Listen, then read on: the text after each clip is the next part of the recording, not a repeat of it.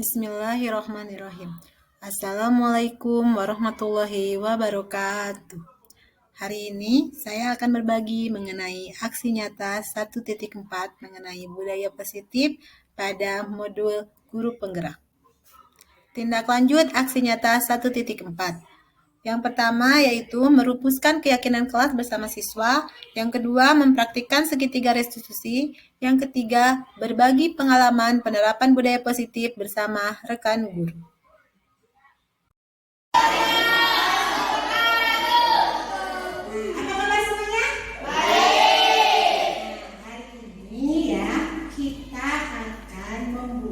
Keyakinan kelas.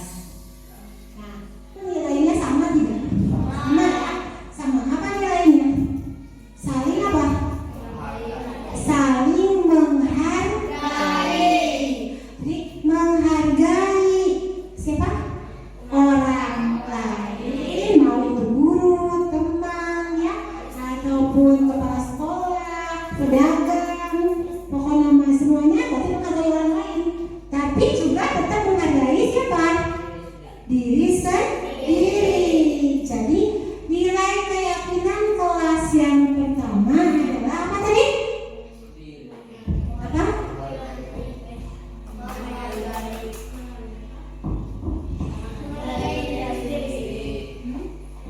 Menghargai orang lain dan diri sendiri.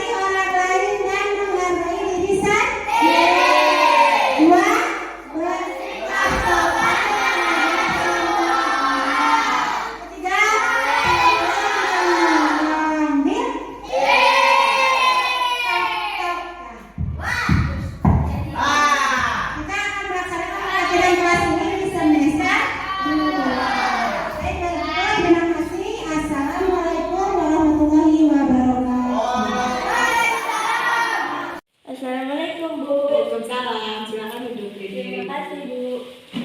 Apa yang sebenarnya terjadi? Ibu mendengar ada suara lain di rumah. Ini Bu, rindu menyembunyikan sepatu saya. Saat saya temukan ternyata sepatunya sudah ada di tempat sampah dan sudah kotor. Benarkah itu Rindu? Benar Bu, tapi saya tidak berniat jahat. Saya hanya bercanda. Tidak apa-apa, Ibu. Tidak menyalahkan kamu. Pasti menyenangkan ya bercanda bersama teman-teman. Tapi ada cara lain untuk bersenang-senang tanpa merugikan orang lain. Nah, sekarang kamu terlibat masalah kan? Iya Bu, saya minta maaf. Baiklah, sekarang coba kita kembali ke keyakinan kelas kita. Apakah ada keyakinan kelas yang belum kamu tunjukkan? Ada Bu, Keyakinan kelas apakah itu? saya menghargai. Kamu benar, Rindu. Apakah kamu mau memperbaiki kesalahanmu pada Rini? Saya bersedia Bu. Nah, Rini, apakah ada yang bisa Rindu lakukan untuk memperbaiki kesalahannya? Saya ingin dulu minta maaf dan membersihkan sepatunya karena saya takut dimarahi oleh ibu jika beliau melihat sepatu saya kotor. Baiklah, apakah kamu bersedia, Rindu? Saya bersedia. Saya minta maaf ya Rini. Saya janji tidak akan mengulanginya lagi. Kamu saya maafkan Rindu. Baiklah, kalau begitu, ayo aku bersihkan sepatumu. Terima kasih. Baiklah, sekarang semua masalahnya sudah terselesaikan. Ibu senang kalau kalian bisa saling menghargai seperti ini. Baik Bu. Baiklah, sekarang kalian istirahat. Bismillahirrahmanirrahim. Assalamualaikum warahmatullahi wabarakatuh. Bismillahirrahmanirrahim. Assalatu wassalamu ala rasulillah. Berkumpul di tempat yang dimuliakan Allah Subhanahu wa Ta'ala. Salawat beserta salam semoga selamanya tercurah limpahkan kepada junjungan kita Nabi Muhammad Sallallahu Alaihi Wasallam, kepada keluarganya, sahabatnya, dan kepada kita selaku umatnya. Mudah-mudahan kita semua mendapat syafaat darinya di yaumil akhir. Amin ya rabbal alamin. Bapak Kepala Sekolah yang saya hormati, Bapak-bapak, Ibu-ibu guru SD 5 Saning Taman yang saya hormati. Terlebih dahulu mohon maaf pada kesempatan kali ini saya berbicara di depan semuanya. Saya bertugas selaku pengatur waktu penata acara dalam rangka acara diseminasi pelaksanaan budaya positif di SDN 5 Saning Taman. Adapun acara yang akan disampaikan pada kesempatan kali ini, yang pertama pembukaan, kedua sambutan, ketiga penyampaian materi, keempat tanya jawab, dilanjutkan doa tutup. Supaya mengefektifkan waktu, marilah kita buka acara ini dengan mengucap kalimat basmalah. Bismillahirrahmanirrahim.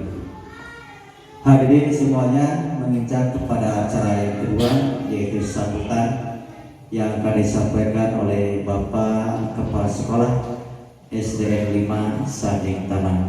Kepada Bapak saya persilakan.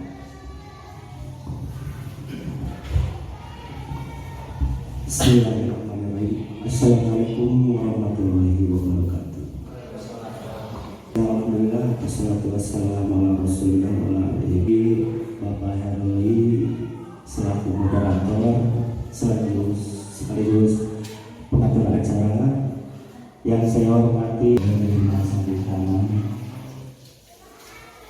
Pertama-tama marilah kita panjatkan puji dan syukur kehadirat Allah Subhanahu wa Ta'ala, yang mana pada kesempatan hari ini kita dapat berkumpul di ruangan dalam rangka diseminasi pelaksanaan budaya positif di SDN 5 Saning Taman.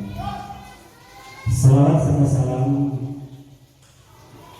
mulia tetap terlibat curahkan ke junjungan Tuhan Saudara yakni Habibana wa Nabi Muhammad Sallallahu Alaihi Wasallam.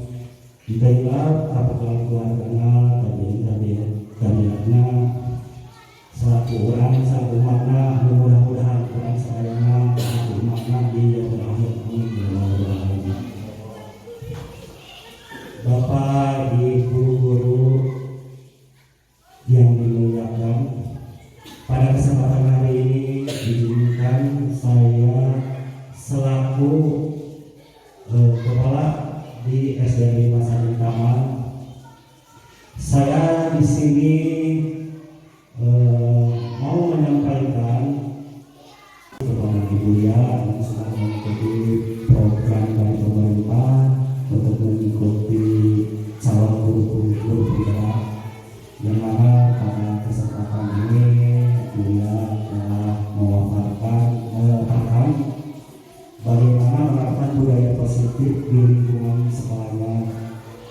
Dalam hal ini budaya adalah kebiasaan yang dilakukan terus-menerus, di mana kebiasaan ini setelah dilakukan berulang secara kontinu itu akan menghasilkan sebuah budaya.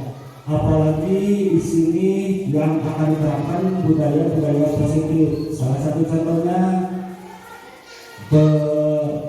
salam kepada guru di sekolah.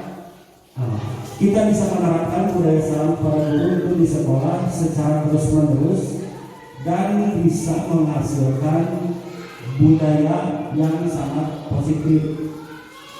Dalam hal ini kita sebagai warga sekolah, sebagai guru bisa menggali beberapa budaya positif itu sangat banyak sekali yang kita bisa gali, dan ini sangat saya apresiasi terutama kepada Ibu Lia sebagai calon guru penggerak yang mau menggali budaya-budaya positif di sini yang akan diterapkan di sekolah. Nah, dalam hal ini saya menghimbau dan mengajak kepada semua guru yang ada di sini untuk menerapkan budaya positif di sekolah. Jadi menerapkan budaya positif ini bukan hanya tugas dari calon guru penggerak, tapi tugas kita semua yang ada di sekolah. Sekian sambutan dari saya. Mohon maaf apabila ada kata yang kurang berkenan. Saya tutup. Wassalamualaikum warahmatullahi wabarakatuh. Semuanya mengingat kepada acara yang ketiga, yaitu penyampaian materi yang akan disampaikan oleh Ibu Liana Suryani SPD. Kepadanya saya persilakan.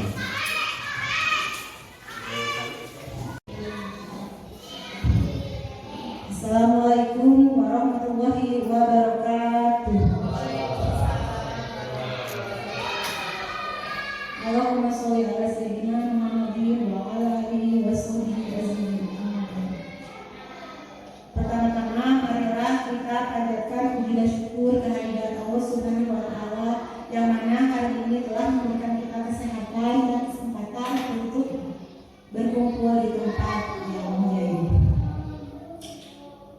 Saya ucapkan terima kasih kepada Bapak Kepala Sekolah dan juga rekan-rekan guru yang telah memberikan waktunya dan juga memberikan kesempatan kepada saya untuk menyampaikan mengenai budaya positif yang saya pelajari di modul 1.4 pada program guru penggerak. Pada kali ini saya akan berbagi mengenai budaya positif. Apa saja yang ada dalam budaya positif itu? Yang pertama adalah disiplin positif dan kebajikan yang dipesan. Yang kedua adalah melalui motivasi, penghargaan dan hukuman serta restitusi. Yang ketiga yaitu keyakinan kelas. Yang keempat adalah kebutuhan dasar manusia dan dunia yang berkualitas. Yang kelima yaitu restitusi 5 posisi kontrol. Dan yang terakhir adalah segitiga restitusi. Baiklah, mari kita masuk ke kegiatan yang pertama, yaitu mengenai disiplin positif dan kebajikan universal. Namun sebelum saya masuk ke dalam materi, saya perkenankanlah saya untuk meminta 2 orang dari Ibu Bapak untuk melakukan sebuah permainan. Dan silakan untuk Ibu Titi dan Bapak Hendra dipersilakan.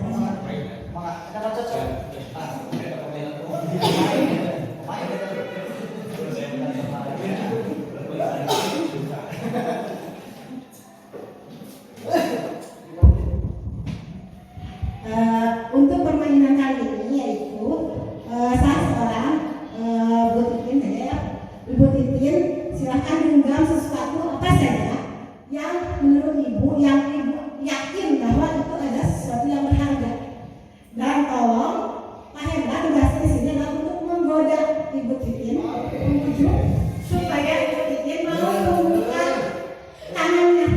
Kerahkan segala daya upaya yang Pak Hendra bisa lakukan untuk membuat Bu Titin membuka, melepaskan keyakinannya, membuka tangannya. Dan kita beri waktu 1 menit. Oke ya, yang waktunya 1 menit dimulai dari sekarang.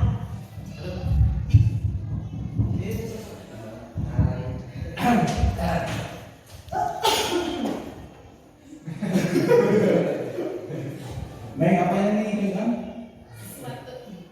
Boleh minta tidak? Kalau tidak,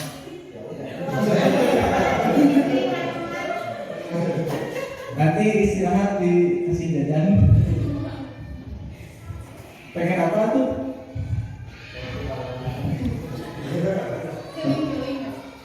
Gini-gini diganti sama gaji 1 bulan.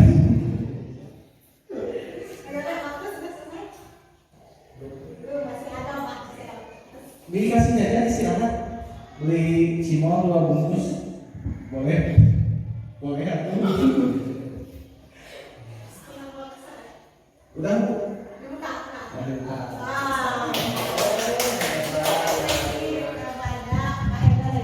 Terima kasih. Ternyata ibu membuka tangannya setelah diiming-iming diberi cimol. Kalau saya mau gampang, mungkin dia kalau nggak mau kita suruh 1 tahun.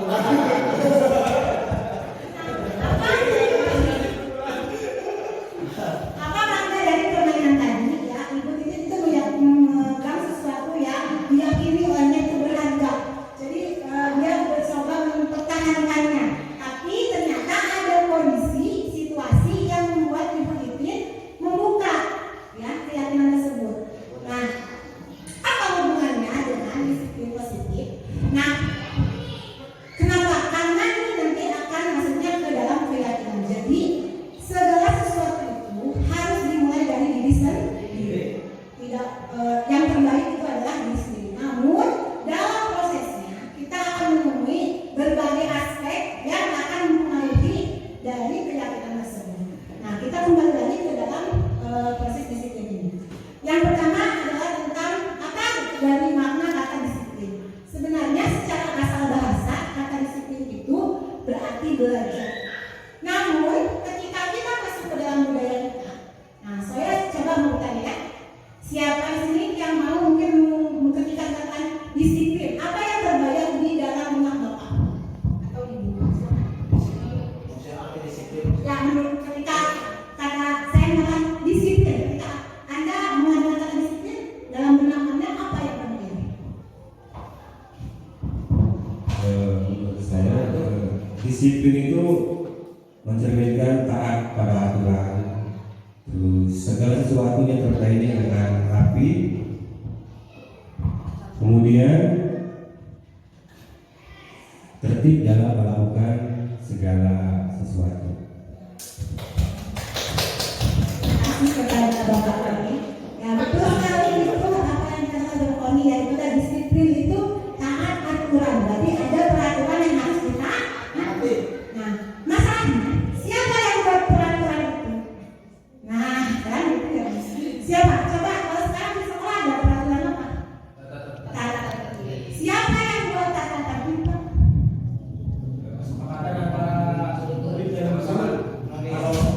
Kalau di kelas kesepakatan antara murid dan guru. Kalau secara lingkup sekolah, kepala sekolah. Bagus, ya berarti bagus untuk kelas Katolik sudah melibatkan siswa dalam pembuatan peraturan tata tertib sekolah. Tapi kebanyakan yang saya lihat ya, apalagi yang pernah saya lakukan lah, tata tertib itu biasanya sudah ada ya.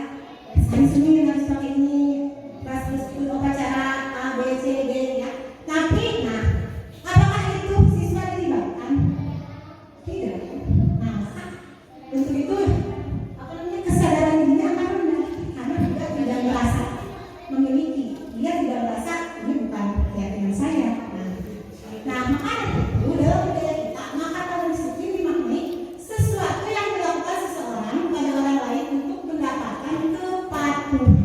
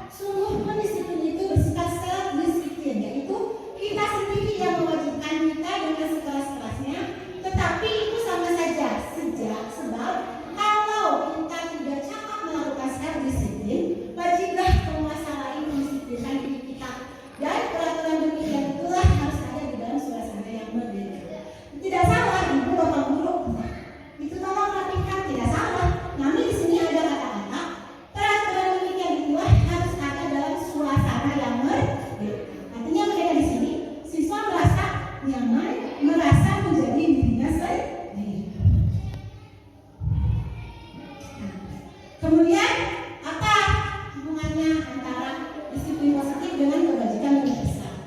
Disiplin, ketika seseorang itu melakukan disiplin, melakukan ini pasti ada tujuan. Ketika belajar itu pasti ada tujuan. Nah, tujuan apa, Mas? Mungkin ibu bapak seperti pasti ibu dan bapak guru yang telah mengikuti IKN, ya. Nah, ini apa namanya? Pasti mengetahui tentang tujuan dari kurikulum mereka, yaitu mencerminkan profil pelajar Pancasila. Ada 6 dimensi dalam profil pelajar Pancasila. Yang pertama adalah beriman dan bertakwa kepada Tuhan Yang Maha Esa dan berakhlak mulia. Yang kedua, mandiri. Ketiga, bernegara kritis. 4, berkebinekaan global. 5, bergotong royong dan kreatif. Namun sebenarnya kebajikan universal ini lebih luas. Misalnya, ya, seperti ini. Kebajikan universal itu seperti apa? Kebajikan universal nilai-nilai baik yang diyakini oleh seluruh manusia di dunia tanpa mengenal dia itu dari ras apa, agamanya apa, budayanya bagaimana. Pokoknya nilai itu kan pasti baik gimana? Coba saya mau tanya, ketika berkendara bapak ibu pakai motor, bapak ibu menggunakan helm. Kenapa bapak ibu menggunakan helm?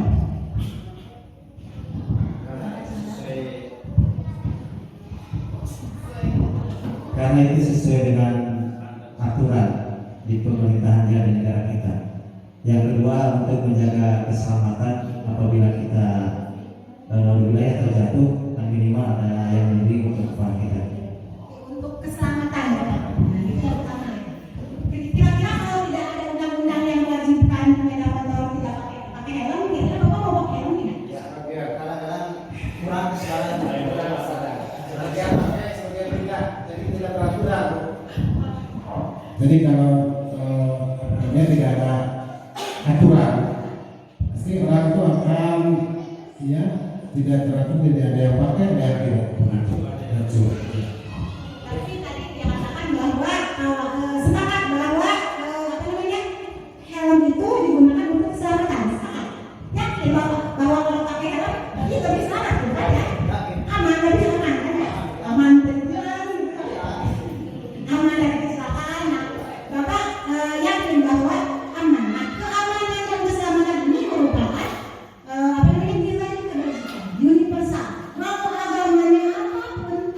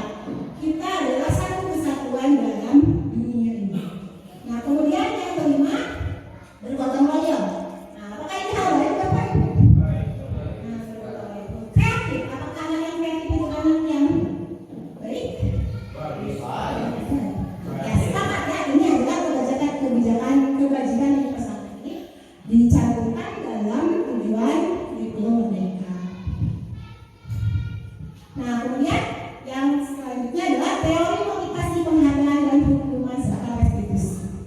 Namun sebelumnya saya minta maaf dulu karena sebenarnya untuk teori ini cukup membuat saya sendiri itu merasa tertampar, seperti mengajak pada diri sendiri, ternyata saya menjadi guru itu belum baik, belum sesuai dengan tuntutan zaman dan kodrat zaman dan kodrat alamnya.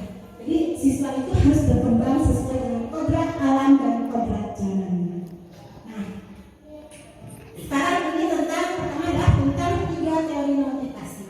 Nah, apa saja sih motivasi dari seseorang untuk melakukan suatu tindakan? Yang pertama ada untuk menghindari ketidaknyamanan atau hukuman. Nah, biasanya ini anak-anak siswa ataupun kadang-kadang saya juga sering.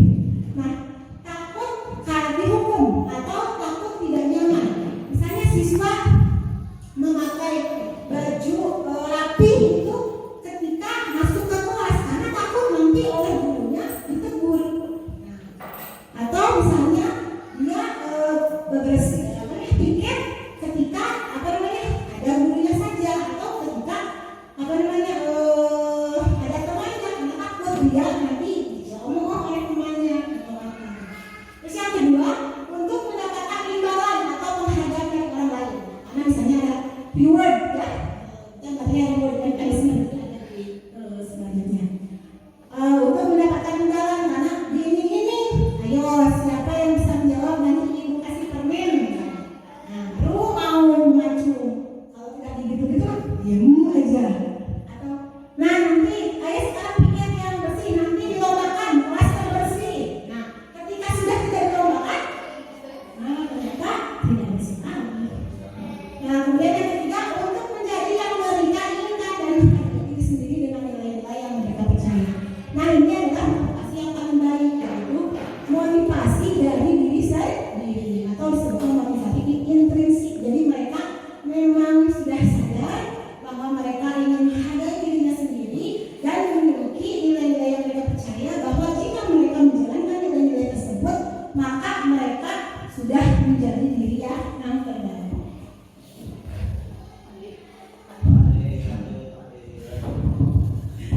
Penghargaan hukuman, nah ini masih sama tadi, atau kalau dulu di perkuliahan kita sering menyebutnya dengan reward and punishment.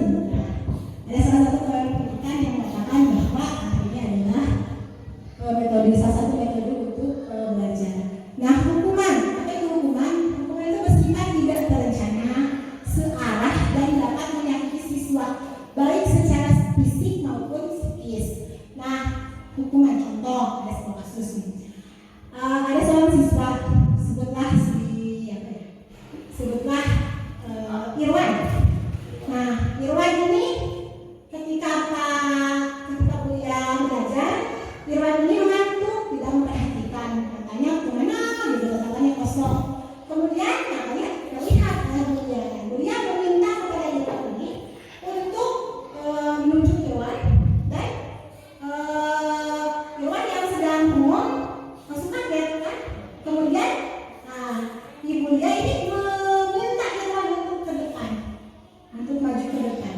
Nah, ketika Irwan maju ke depan, kira-kira bisa tidak mengerjakan? Tidak, karena dia tidak memperhatikan. Nah, kira-kira menurut bapak dan ibu bagaimana sikap ibu dia itu dan bagaimana sebaiknya ibu dia bersikap? Enggak, bapak.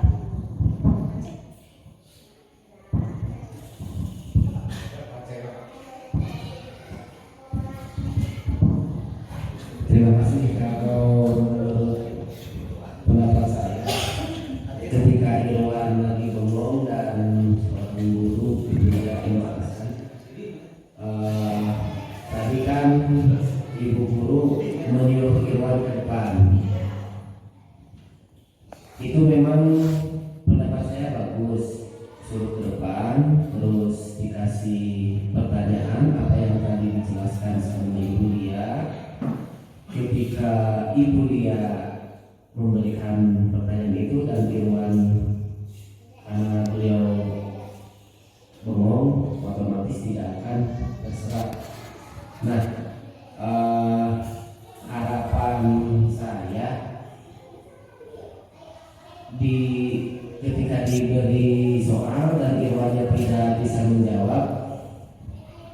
harus diulang lagi. Kalau pendapat saya diulang lagi penjelasannya, tapi dengan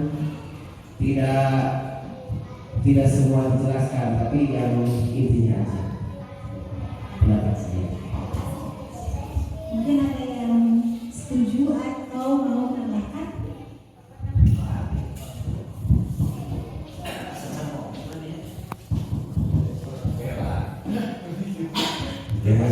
Menurut pendapat saya,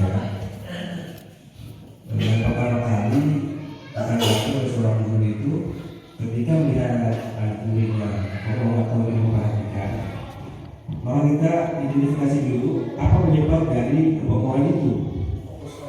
Apakah pembelajaran kita yang laksanakan itu kurang menarik, atau apa yang kira-kira membuat siswa itu tertarik untuk mengikuti pelajaran. Kira-kira seperti itu. Ketika sudah mendapati identifikasinya, masalah akar masalahnya, kemudian baru kita mencarikan solusi yang tepat. Seperti itu kira-kira. Terima kasih. Berarti bahwa ini kita sudah ada salah satu dari tahapan restitusi yang dilaksanakan oleh Pak Andi. Nah, kira-kira tadi Buya itu menerapkan apa? Hukuman atau apa kepada Irwan? Harus jadi ya. Hukuman ya. Ternyata memang Buya itu seorang penghukum. Sampai itu hukuman, kenapa disebut hukuman? Pertama karena hukuman itu tidak terencana, tidak direncanakan, ujung-ujung aja. Tiba-tiba kita melihat anak yang berkata kasar, tidak ada dalam kesepakatan kelasnya, tidak ada dalam ketiga misalnya. Tiba-tiba, siapa yang berkata kasar coba lari 15 putar. Nah, tidak tertera itu dalam tata tertib. Itu kan, itu adalah hukuman. Kemudian searah itu berarti hanya dari guru saja kepada siswa tidak dilibatkan dalam penentuan hukuman tersebut. Kemudian dapat menyakiti siswa baik secara fisik maupun psikis. Kalau fisik ya jelas mungkin dari kelihatan ya, bisa dari kali, dari capek, dari jelas dari psikis, misalnya dari kata-kata. Kata-kata juga kadang-kadang yang sering lagi justru lebih tajam daripada hukuman fisik. Nah, apa nanti akibatnya pada siswa? Siswa itu yang pertama adalah akan merasa gagal. Dia akan merasa tidak berharga. Itu yang sangat sekali dihindari dari pendidikan di zaman sekarang. Jadi siswa itu tidak boleh merasa dirinya gagal. Itu yang pertama. Kemudian apa? Siswa akan menunjukkan reaksi yang pasif agresif. Jadi seperti diem, tapi nanti lagi ya, diem lagi lari nanti di belakang, ya, kadang-kadang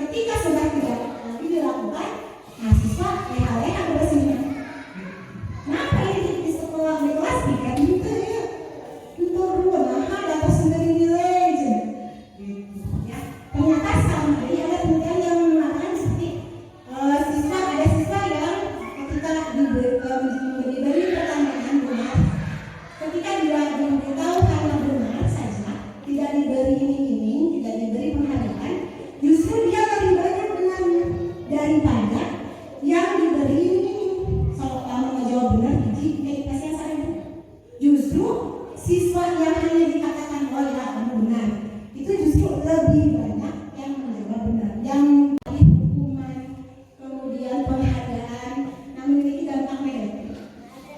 Nah, dari restitusi ini ada yang dinamakannya kondisi, kalau kata orang Inggris win-win solution. Atau jadi solusi sama-sama menang, jadi tidak ada yang dirugikan, baik itu pelaku maupun korban. Jadi pelaku dapat memperbaiki kesalahannya dan korban juga ikut.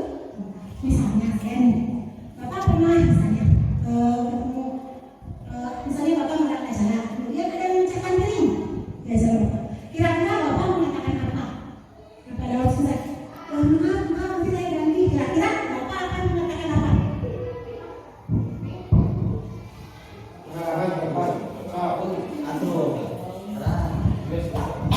Jadi pertanyaannya mana Bu?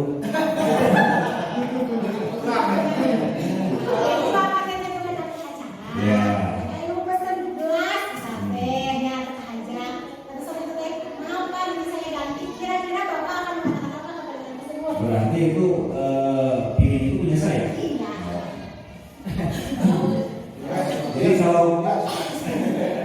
Jadi kalau jawaban bijaksana Bu, Yang biasa Bapak punya. biasanya kalau misalkan piring itu cuma satu, ya udah dikesan saja. Kan beliau juga kan mungkin tidak disengaja. Kalau disengaja nanti saya minta ganti. Ya kalau banyak, apalagi kalau itu piringnya itu mahal, piring koleksi. Tapi kalau piring biasa ya nggak apa-apa. Ibu, saya kasih contoh yang lain ya. Misalkan dengan sesuatu kejadian, misalkan di sekolah kan sudah ada aturan, misalkan ada jadwal piket ya Bu ya. Nah, anak itu kadang-kadang ada yang tidak melaksanakan piket. Ya misalkan dari 4 orang itu 2 orang yang tidak. Nah ini untuk melaksanakan seperti ini restitusi ya. Jadi anak itu dikasih denda aja, yang duanya tidak harus bayar misalkan dengan uang. Jadi untuk mendisiplin anak, jadi dikasih apa istilahnya kalau sekolah tajir gitu ya. Itu istilah restitusi, jadi didenda ya berapa aja supaya anak nanti merasa nantinya berdisiplin diri gitu ya. Itu kata Bu, sama sambo aja ya. Menggunakan kesepakatan kelas dulu ya Pak ya. Dari dua kesepakatan, jadi konsekuensi itu namanya tapi konsekuensi itu namanya konsekuensi. Jadi ketika membuat kesepakatan ada konsekuensi yang harus diterima atau dilaksanakan ketika anak siswa itu tidak melaksanakannya. Nah itu konsekuensi. Nah siswa itu sudah tahu kalau belum melaksanakan harus bayar. Nah jadi anak harus bertanggung jawab melaksanakan konsekuensi tersebut. Tapi masih tetap yang terbaik adalah restitusi. Karena kalau dalam konsekuensi konsekuensi itu ada yang namanya kalau tidak terduga, faktor yang tidak terduga. Misalnya beliau itu tidak bisa piket karena kesiapannya itu saja mengantar ibunya ke pasar. Nah, misalnya seperti itu. Nah, itu kan ya. Nah, kalau itu kan kadang-kadang kadang-kadang misalnya kalau anak-anak nih ya om pas, dia tuh bisa itu jaga. Ketegasan itu kan sudah kesepakatan. Nah, kan kayak kata-kata gitu. Kesepakatan harus ditaati, harus ada konsekuensinya. Nah, kalau dalam restitusi tidak seperti itu. Nah, kalau tadi seperti jawaban tadi, ada itu tenang biar pakai hiji, tambah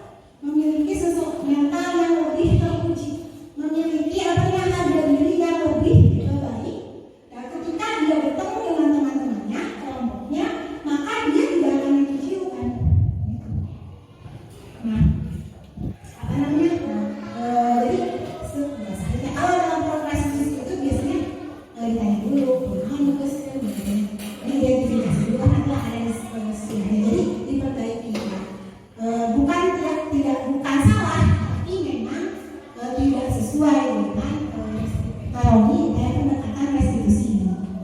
Nah,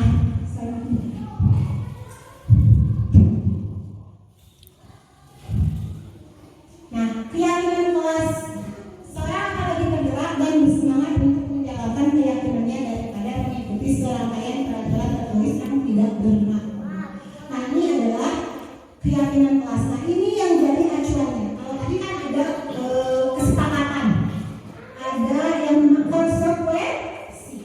Nah, ada kata tertib dibuat oleh guru. Kemudian kesepakatan kelas, ada konsekuensi dibuat dengan siswa. Namun tetap ada yang namanya konsekuensi, ada sesuatu yang harus dilaksanakan. Misalnya dia ternyata tidak pikirnya kesiangan, pas kita ngaji, saya tidak bawa uang. Nah, kan dia merasa rendah diri nanti bersama teman-temannya, karena merasa tidak bisa bertanggung jawab. Nah, ketika kita membuat keyakinan kelas itu tidak usah panjang-panjang, tidak usah panjang-panjang, tidak usah seperti kata tertib. Tapi dalam membuat keyakinan kelas, yang pertama harus dilakukan adalah meyakini sebuah nilai yang memang disepakati oleh semua orang itu adalah kebaikan. Tidak usah panjang, tidak usah pada hari Senin harus begini-begini. Tapi nilai kebaikannya saja ambil. Misalnya harus pakai seragam, pakai sepatu warna hitam, nilai apa yang terkandung itu? Misalnya nilainya nilai kebersamaan atau nilai kesederhanaan.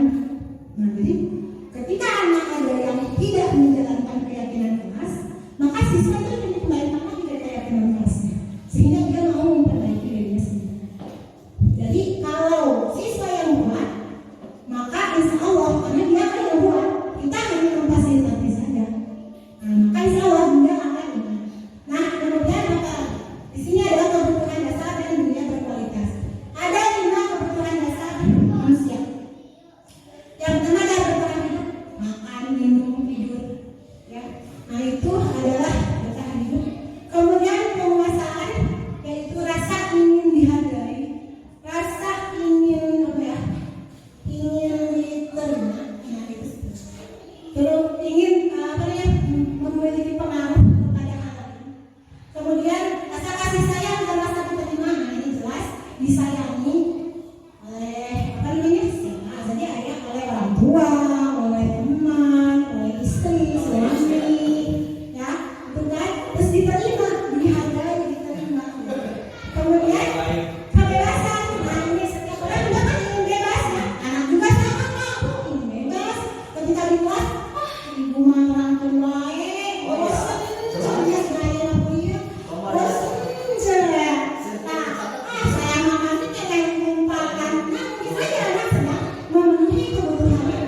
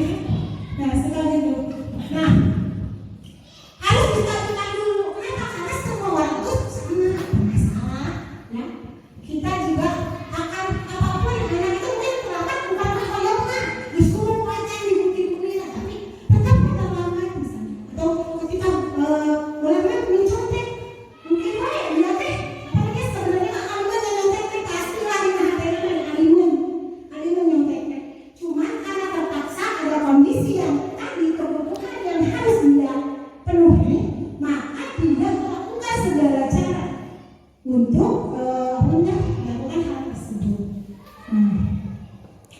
Kemudian jadi kita contohnya apa? Contohnya nah, saya berdoa validasi tindakan yang salah. Semua perilaku memiliki alasan. Tanya dulu tadi seperti kata Pak. Identifikasi dulu masalahnya apa. Kenapa kamu bengong Dewan? Mungkin saja dia di rumahnya belum sampai, atau mungkin orang tuanya bertengkar, mungkin dia jatuh tadi di zaman mungkin dia mesti ada bola-bolanya apa namanya kayak kalah gitu. Nah, maka apa namanya harus diidentifikasi dulu, harus divalidasi dulu. Semua patologi masih tidak apa-apa, tidak apa-apa, semua orang pernah salah, tidak apa-apa. Ibu tidak menyalahkan kamu. Yang penting sekarang kamu memperbaiki diri atau ayo kita cari solusinya bersama. Kemudian menanyakan keyakinan, karena kita semua memiliki motivasi internal tadi, karena kita sudah membuat keyakinan kelas bersama kita semua, itu kan timbul dari diri siswa sendiri. Berarti itu adalah motivasi dari dalam diri siswa itu. Maka ditanyakan dulu keyakinannya apa yang tidak kamu jadikan. Nah, coba apa? Lihat di keyakinan kelas mana yang benar kamu jalankan. Nanti supaya siswa mau memperbaiki dirinya sesuai dengan kelas. Nah, di sini ada tugas-tugasnya. Menstabilkan identitas. Contohnya setiap manusia karena melakukan kesalahan. Terus kamu bukan satu-satunya orang yang pernah melakukan kesalahan. Jadi jangan dibuat gagal hal itu. Kalau begitu kan kesalahan ya. Oh, ada salah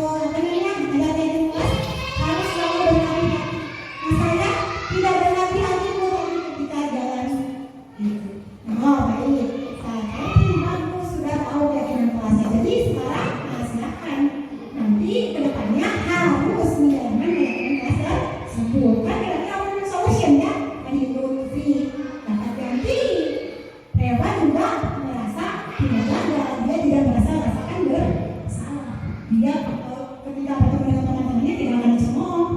Kadang-kadang asal kayak gitu, mana tadi mau berkenalan gitu ya. Tapi ketika dia sudah memperbaiki diri, maka dia akan kembali ke dalam kelompoknya dengan motivasi yang lebih. Wah, saya harus lain kali saya harus hati-hati gitu kan. Nah, kami kan sakit di rumah sama teman menawi pilihan badai pilihan akan nanti badai diskusi mangga akan nanti cakap mulai.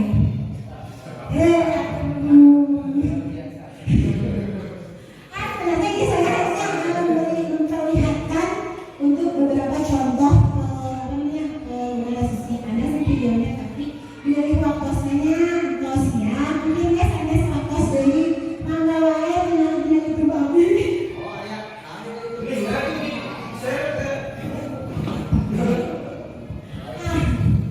Ada contoh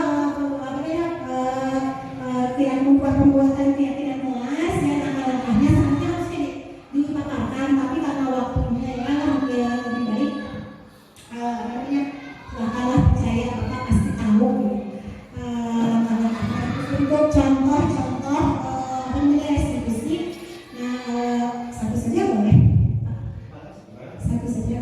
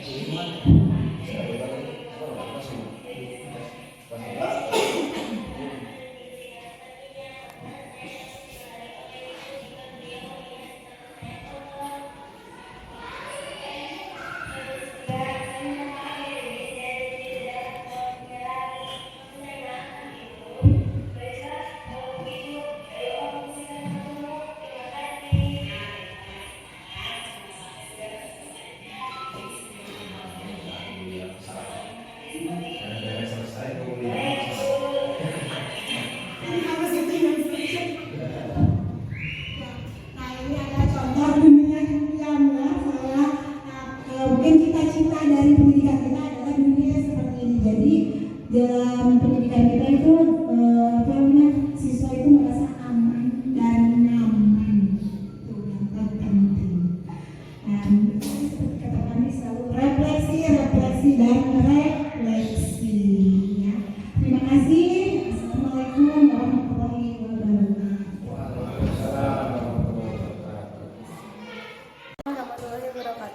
Perasaan saya sangat senang setelah belajar bersama Bu Liana karena walaupun saya berbuat salah, saya tidak takut dihukum, tetapi saya memperbaiki diri saya supaya lebih baik. Ya, alhamdulillah pada kesempatan tadi dalam penyampaian tentang budaya positif, yaitu kita seakan mengingatkan kembali solusi-solusi yang baik untuk diberikan kepada siswa dalam pembelajaran yang kita lakukan. Terima kasih Bu Lia. Ya, sama-sama Pak. Terima kasih kepada rekan-rekan yang telah menonton video ini. Guru bergerak, pendidikan maju.